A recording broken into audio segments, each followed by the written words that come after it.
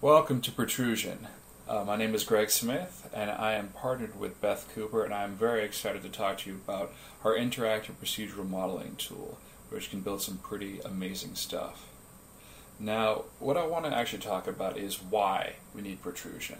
So currently, it's very challenging to produce a variety of architectural structures in the 3D pipeline, particularly if they have complex roofs. Now, that's not to say that procedural modeling doesn't exist. Of course it does, but it does have limitations. One thing that's very difficult to iterate on, and also it can do the complex roof lines that you see in a lot of architecture nowadays. And it's critical because the process gets more expensive that we find a way to streamline the process for artists.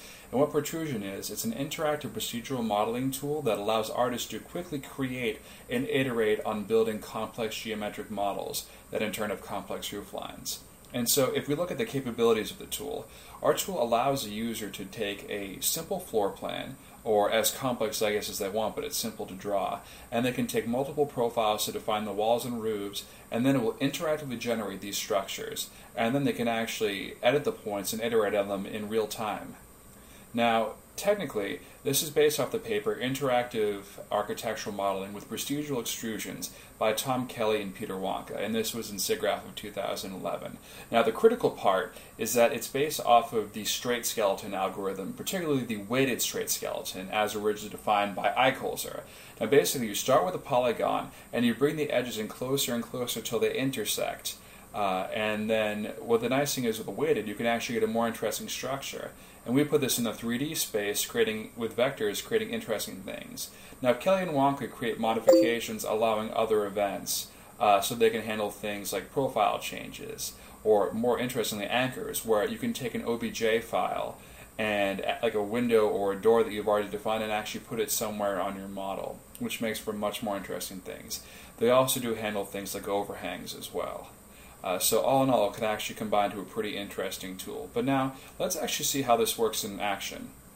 So what we're going to do first is we're going to open up our GUI, which is where all the interaction takes place, and we're going to create a floor plan because, obviously, we need a place to start, a place to kind of build our building up from. So we're going to click and define a number of points, and don't necessarily worry where you put them because you can always edit them later. So we're just going to kind of click and build a kind of basic little floor plan right here. Now we're not going to connect it because once we set it as a floor plan, the tool does it for us. So now we're going to define some profiles because we need walls and roofs. We're going to first define just a simple rather two-edge profile. Alright, and then what we're going to do now is we're going to actually do a little bit more funky one, kind of with a zig and a zag. And you'll see that these will actually blend together to produce the overall model. Great. So now we're going to select both of them, and we're going to set them as profiles, which is important for the program. Now we're going to take the first one and actually link it to all the edges, and this is a convenience feature, so that all of your edges are taken care of. Now we're going to select another edge, and we're going to attach that to our more funky profile and get that set up. Now, to make things more interesting, we're going to add an anchor to it, and these are those OBJ files I mentioned earlier. And what we're going to do is we're going to put a door in our building. So first we load our OBJ file, we click on the floor plan where we want it and confirm, then we click on a profile location where we want it, and the program will figure it out for us. So now we generate the building. And as you can see, we've created a mesh now based off of these specifications. And once we shade it, you'll be able to see the right mesh actually matches the kind of crazier profile curve, or the other ones are the more straight ones, and of course we have our door.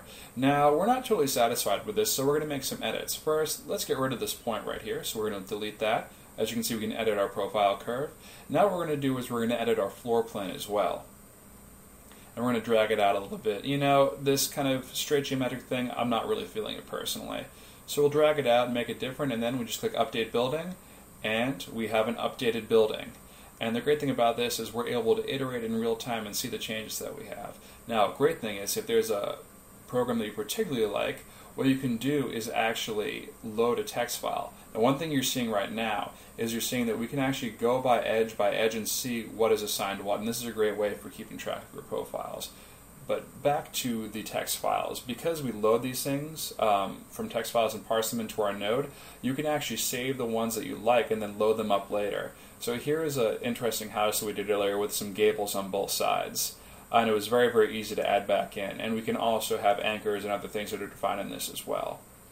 Now, here are some results of our program. everything from the esoteric to the more traditional, but either way, with this tool you can produce some pretty interesting results. So thank you very much.